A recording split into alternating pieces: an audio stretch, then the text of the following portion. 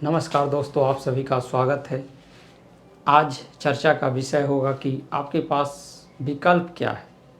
दो तरह के छात्र हैं, एक जिनकी पीटी 67 नहीं हुई है, आखिर वो आगे करें क्या। दूसरी जिनकी पीटी हो गई है। बहुत सारे हमारे पास कॉल मैसेजेस आ रहे हैं, उसी को आधार बनाकर, यानी सभी को जवाब देना मुश्किल है और सभी के मन में ये प्रश्न ही चल रहे हैं। इसी उद्देश्य से मैं इस वीडियो के माध्यम से उन सभी लोगों को मैं बताना चाहता हूँ कि आपके पास विकल्प क्या है।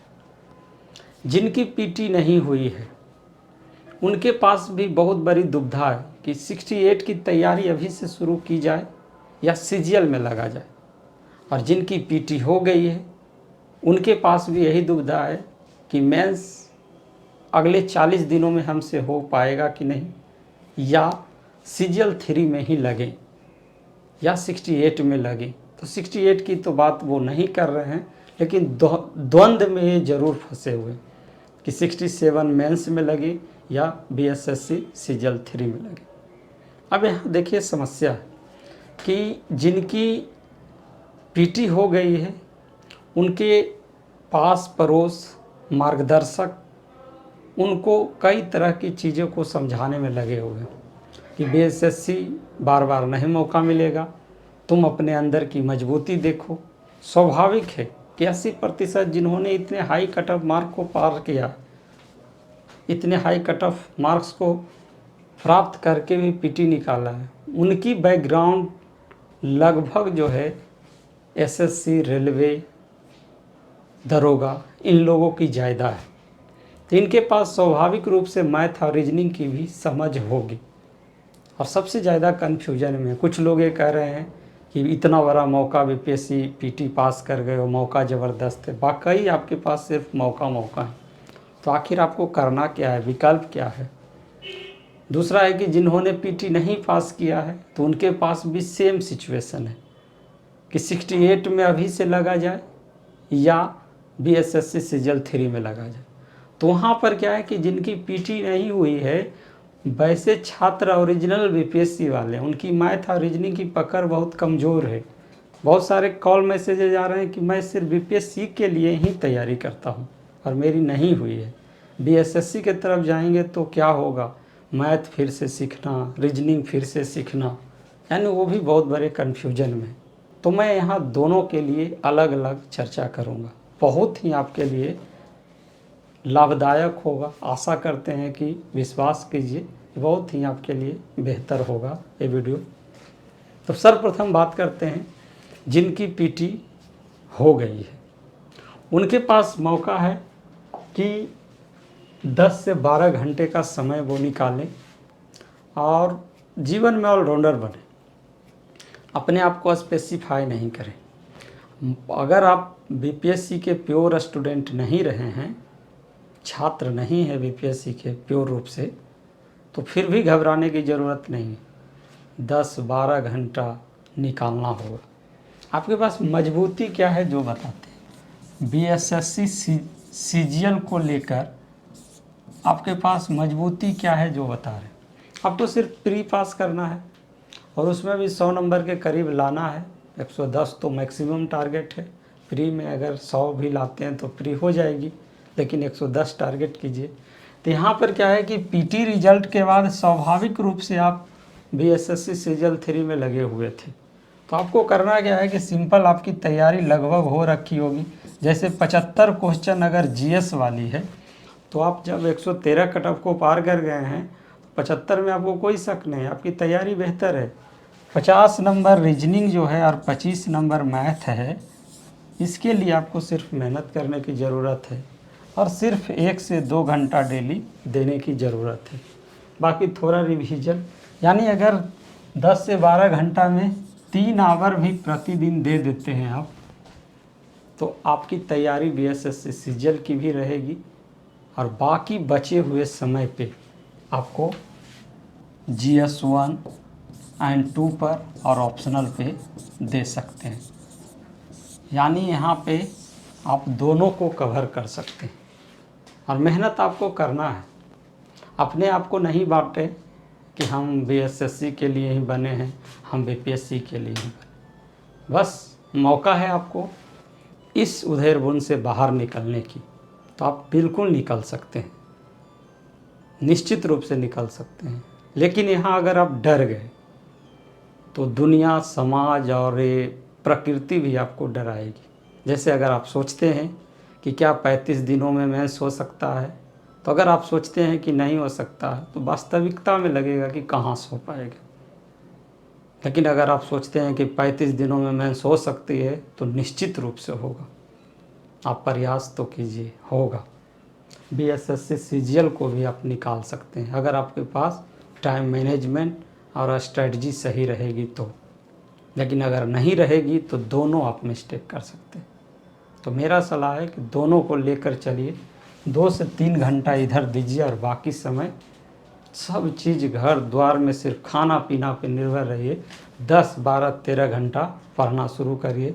निश्चित रूप से आप दोनों को क्वालिफाई कर सकते हैं।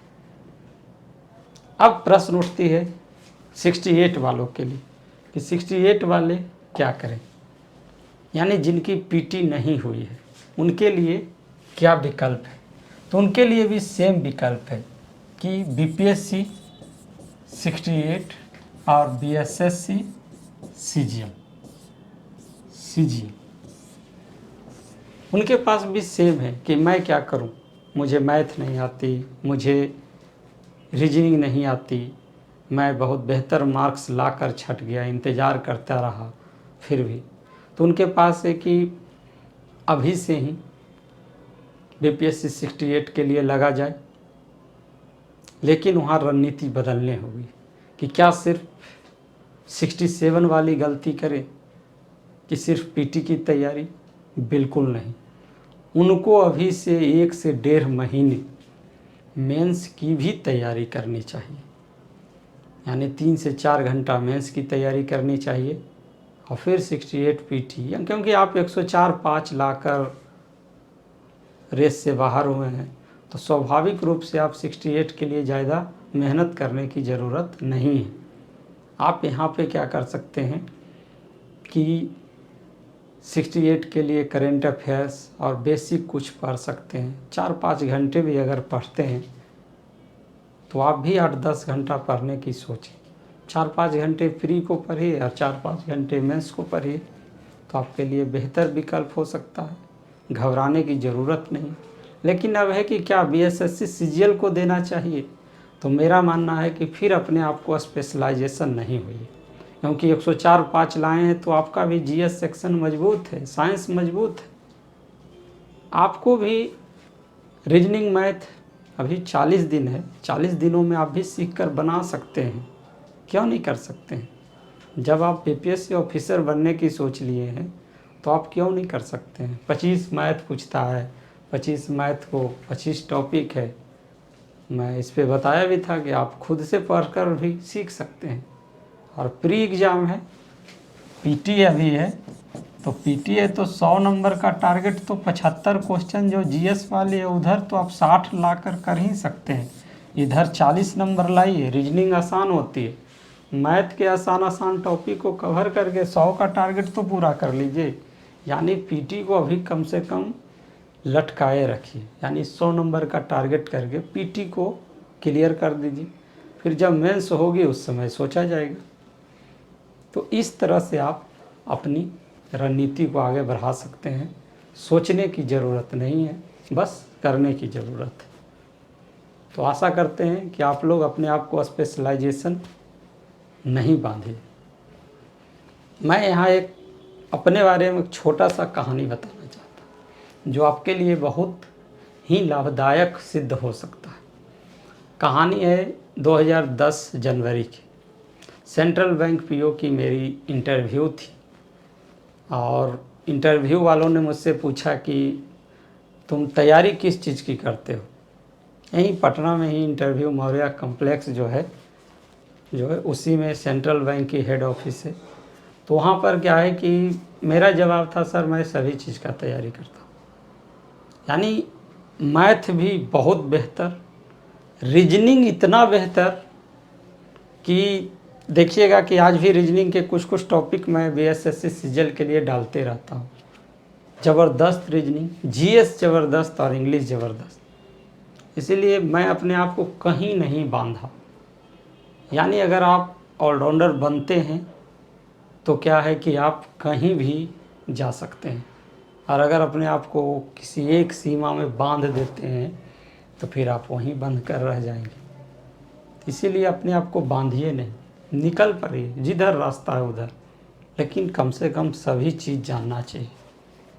तो ये कहानी आपको इसीलिए बताया कि इंटरव्यू वाले कंफ्यूज हो गए थे कि मेरे रेलवे में भी रिजल्ट थे, एसएससी में भी इनकम टैक्स में सिलेक्टेड था, और फिर बैंक पीओ के भी मैं इंटरव्यू दे रहा हूँ। मतलब वो टेंशन में आ गए कि बैंक पीओ इंटरव्यू देने आया तो सिर्फ पीओ वाला देने आता है जो स्पेशलाइजेशन प्राप्त करता है। इसका नौकरी रेलवे में भी हो रखा है, एसएससी में भी 4-5 नौकरी ले रखा है, फिर ये बैंक में भी आ रहा है, बैंक क्लर्क में भी हो रखा। तो उसको लगा आखिर ये करता क्या चीज़ का तैयारी।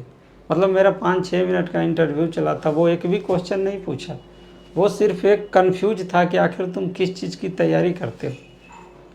तो मैं इसीलिए बताया कि अपने आप को बांधिए मत, निकल पड़िए, जो पूछा जाएगा। जीएस पूछा जाएगा, जीएस बना देंगे। रीजनिंग इतनी बेहतर थी कि बैंक पीओ में 75 में 70 प्लस मेरे मार्क्स थे उस समय।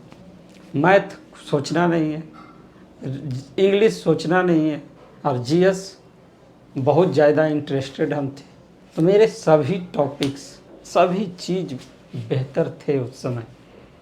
अब 12 साल हो भी गए हैं, फिर भी देखिए रीजनिंग का बीएसएससी सीजीएल के लिए हम विश्वास दिलाते हैं कि हमसे बेहतर कॉन्सेप्ट वाला कोई रीजनिंग पढ़ाने वाला नहीं मिलेगा।